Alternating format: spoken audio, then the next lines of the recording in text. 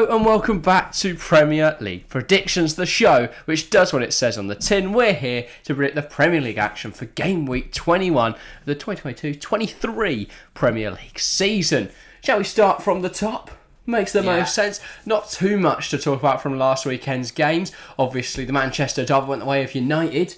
That was quite surprising, I'd say. And of course, Arsenal battered Tottenham as well. No shock there. And the winners of both of those games will be facing off this Sunday. But at first, Liverpool versus Chelsea, the first game of the weekend. Again, we will not be giving our prediction here. Second week in a row. I know. Although, sorry, everyone. I'll give you a cheeky hint of my prediction. Yeah. I think both teams will find a way to lose. Yeah, possibly. Yeah, we will be live. Make sure to join us for Liverpool versus Chelsea. Should be a cracker on Saturday morning. So yeah, join us there. The first of the 3 o'clocks go, and the first of the games we can predict: Bournemouth versus Nottingham Forest. Big game in terms It's of a relegation scrap, isn't it? Bournemouth haven't looked great, nor have Forest. I think Forest looked much better recent They beat weeks. Southampton, that's a big result. They also got through in the Carabao Cup, and they're into the semi-finals now. Where they will play by Man United. Well, you never know. I do, because Dean Henderson can't play. Yeah, you still never know. I think they'll win today, though. I think Bournemouth are in a lot more trouble. I think Gary O'Neill is... Yeah. I think Gary O'Neill kind of had that new manager bounce when he came as caretaker manager. Since he's come in as full manager, not been great. Well, new manager bounce is no substitute for lack of spending. You look at that squad, I don't think they've got what it takes to compete in the Premier League. You look at Nottingham Forest and how they've spent £200 million. It's not exactly the same model. Forest squad looks a lot stronger. Both don't have anyone like Mongus White that can just get them through a game. They do have Marcus Tavernier, who's looked really good, but they don't have a lot else other than that. So when he's not on his game, it's I'm going to go 2-0 Forest with goals from Gibbs White and Brennan Johnson. Yeah, I'll follow a similar prediction. I'll go 2-1 though. I think Dom Solanke will get a goal for Bournemouth, but I will go Mongus White and...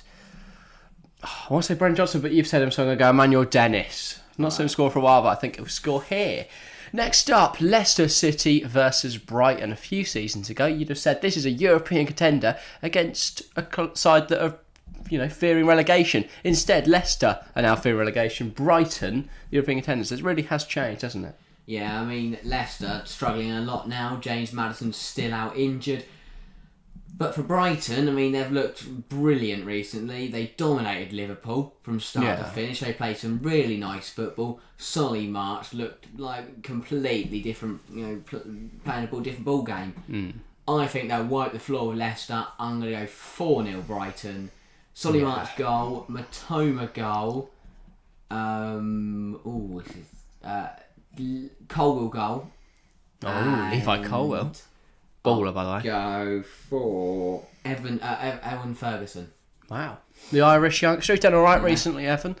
Yeah, I think Brighton will also continue to dominate. They've been playing some really, really nice football recently, and I think that they'll only be helped out by Leicester's lack of any form.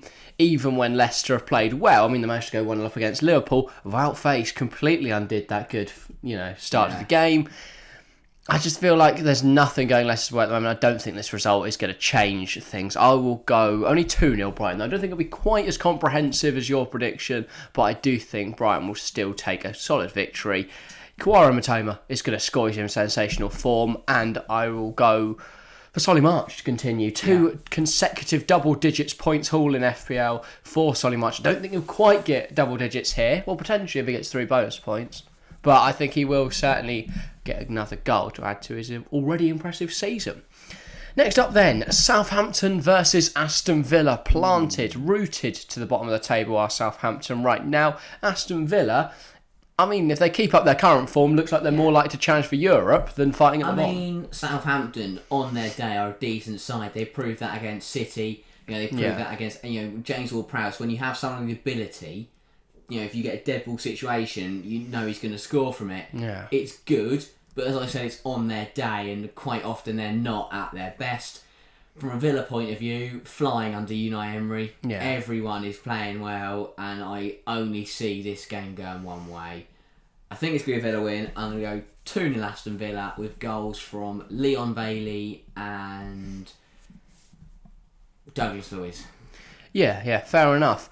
I think, again, these predictions all seem to be going the same way, but we looked at Southampton on a podcast a few weeks ago, and their home form is atrocious. They look brilliant away from home, and it's been proven time and time again since we mentioned it. Home in the Carroll Cup. Was that not away? That's home. Oh, I thought that was away, but I know that at the Everton game at the weekend, that was away where they won 2-1. A very big result, and I think Frank Lampard's job, which we'll get onto next, is hanging loose.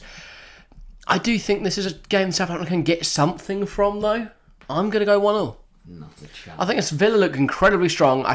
Southampton in good form, and I think they'll keep that up. I think Sekou Mara will get his first Premier League goal, but that'll be cancelled out by Aston Villa's Jacob Ramsey. I think he's going to score a bit of a screamer. I think he's fit.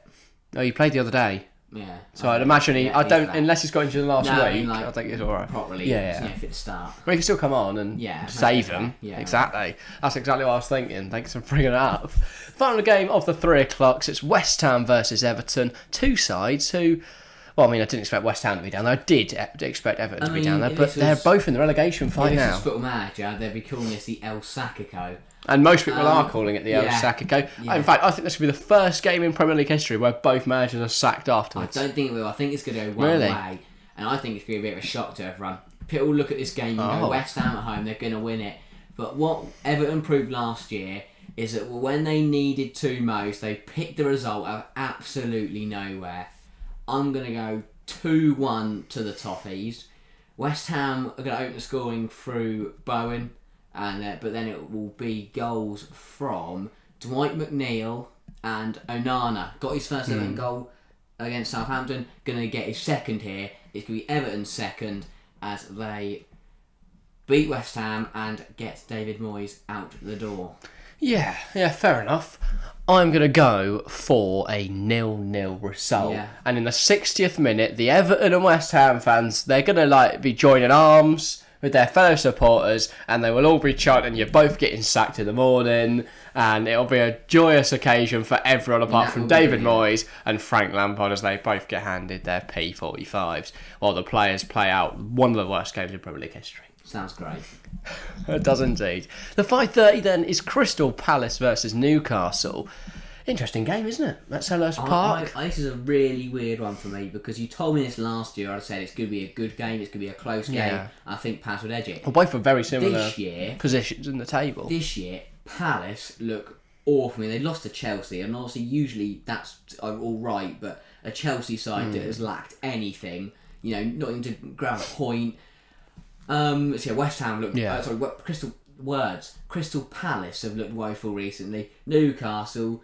I mean, they're in the form of their life. Are they? They're scraped by against Fulham. They drew with Leeds.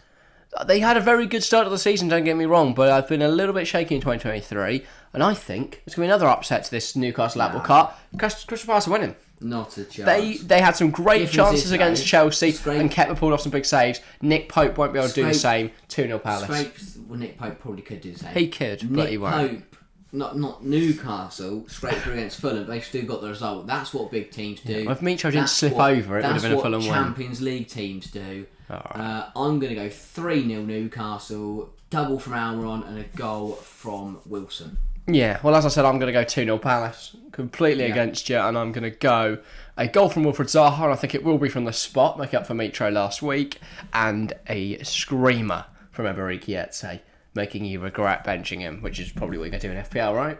Yeah. Yeah, but there I we think go. that Joaquin Anderson is injured for Palace as well, so I think that's going to help them. Yeah, they'll be alright. They've got Gerhi and Tompkins. Joel Ward. They could put him in for a laugh. Still suspended. Yep, Joel Ward then. On to the Sunday, the first game is Leeds versus Brentford. Interesting one, this. Both sides have enjoyed themselves at times this season. Some notable victories. Brentford battered Liverpool 3-0. Leeds put 4 past Chelsea. Brentford they both had beat West City. Yeah, they've had great moments, but they've also had very difficult moments. Leeds also beat Liverpool as well, didn't they? Both very difficult moments. Very up and down campaigns. Neither of them, I don't think either of them are really in the relegation battle. Or fully. I think they're just above that at the moment. This is because on paper, that Leeds side is better than Brentford. But in terms of form and in terms of what we've seen in the recent games... Leeds side are better than Brentford? On paper? Brentford are 8th in the Premier League. Oh, yeah, they are, aren't If Ivan Toney's fit, this is a comfy Brentford win, unless Leeds pull Sutton off. Yeah, it is at Ellen Road, though. I don't know why they benched him for a couple of weeks, and now he's starting again. Yeah. I'm weighing up between taking a gamble on Ivan Toney and going for Harry Kane left. I can't decide which. I'm chatting rubbish here. I'm going to go 3-0 Brentford. Right. Could be a close one. Leeds probably got the better team. Oh, actually, 3-0 Brentford because of Ivan Toney. And Buemo and a goal from Damsgaard. That's it. All right, nothing else to add. Fair enough. Yeah, I'm gonna go 1-0. I think it'll be a cagey affair, but I do think Ivan Toney will score probably a good goal, and then Leeds will find a leveller through new signing Jorginho Rutter. That's not saying he's bald. He's going to score. He's all right. Who, Rutter? No, he's good. He's fantastic. He looks a really good player. I think if Leeds are starting to spy some very talented players. It's about building a team now. Yeah. And I think players like Rutter, and they've been linked heavily with Azzedine Unahi, who if they manage to hit him when Napoli are also interested, would be stunning. But I do think he'll end up at Napoli. Next game on the Sunday, Manchester City versus Wolves. This has got upset written all over it. City don't look the strongest. Wolves are putting some good performances. I know they lost in the week to Liverpool, but it was a goal where Harvey just smacked it. They certainly shouldn't have lost to him in the first. They shouldn't have drawn in the first because FA they got Cup robbed game. Because the cameras at Anfield didn't have a significantly good enough angle. Yeah. But I think Wolves look strong. I think City in a little bit of trouble. A few poor results recently, and I think this is going to be another Wolves one. upset. Oh wow! I'm going to say Manchester City 1, Wolves 2. City goal from Jack Grealish because he actually looks like a competent footballer. They also looked good against Wolves when they last played him. I remember covering the reverse fixture on script on Jack Grealish. It was. That was a very interesting game. It won't happen again. No, is Nat Collins even going to play, do you reckon? So, Wolves open the scoring through Matthias Cunha. Grealish will then come on and equalise for City, but then it's going to be a winner from none other than Diego Costa. I knew it was coming. I was waiting for it. I was sat here, fingers crossed it's going to be. Yeah, of course. Aït puts the ball in. Costa flicks on with his head into the far corner, and he takes off his wool shirt and reveals a Chelsea shirt. And he's already booked because he's stamped on Laporte's leg or whoever's playing centre half. And now he's Diego Costa written all over this. Yeah, I love it. Brilliant atmosphere, brilliant game for a 2:00 kickoff that isn't even on TV. But Leeds Brentford on TV. Yeah, but I think so when I watch. Is this the weekend where they've Is this the weekend where they've decided to put all the lesser teams on TV? Palace, Newcastle, Leeds, Brentford, Fulham are on TV.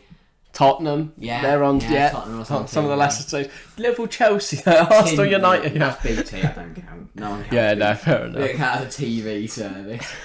Speaking of the games on TV, Arsenal versus Manchester United. Well, if you can't see it on your TV, you might as well watch it on ours. Make sure to join us. We'll be live for it. You can't come round, but you can watch us. We'll be live from 4:20 for that game. Should be a cracker. If we hit 1 million subs, 24 hours after this video releases, we will invite a random subscriber to the studio. That's a potentially dangerous. If we hit 1 million subs, I don't care. Fair enough. And the final game of the game week, it just took a turn, but we'll bring back some normality with Fulham versus Tottenham. A bit of a London derby. Dull. What are your thoughts? Really dull. Really? I think this could be a good game. It's going to be so Mate, Fulham on a Monday night at the Cottage. That's what I'm saying. I'm buzzing for it. I'm going to go Fulham 2, Tottenham 1. Love it. Mitrovic goal, Bobby Decordova goal, and Harry Kane goal. Yeah, I'm going to go a bit more mental. All my predictions have been really safe today. I think all the goals will be in the first half. Second half, I think I won't watch the game because who would want to watch Fulham Tottenham? But I think everyone's been moaning on social media that it is one of the worst halves of football they'll ever watch. Alright, I forgot to give a City Wolves prediction, by the way. So I'll go 3-0 City and a hat-trick from Haaland, because when City need him most, I think it'll come up big. In this game, though, Fulham versus Tottenham, I'm going to go 4-2 Fulham. Mitrovic double, Andreas Pereira double, Kane goal, Son goal, Fulham win. Lovely. Things we'll have to say. That's all from us today, though. If you have enjoyed, make sure you have a like, subscribe, and please do get involved in the comments down below. I love seeing your guys' predictions. It's brilliant interaction. I know that we often get some responses to our predictions. So if you think if you've been massively offended by something we've said on today's show, please do comment about that as well. But yeah, and if you're listening on Spotify, join us over on YouTube to get involved with the community and do all the good stuff on Spotify that helps push us out as well. That's all from us today. Thank you all very much for watching or listening, and we'll see you next time. See ya.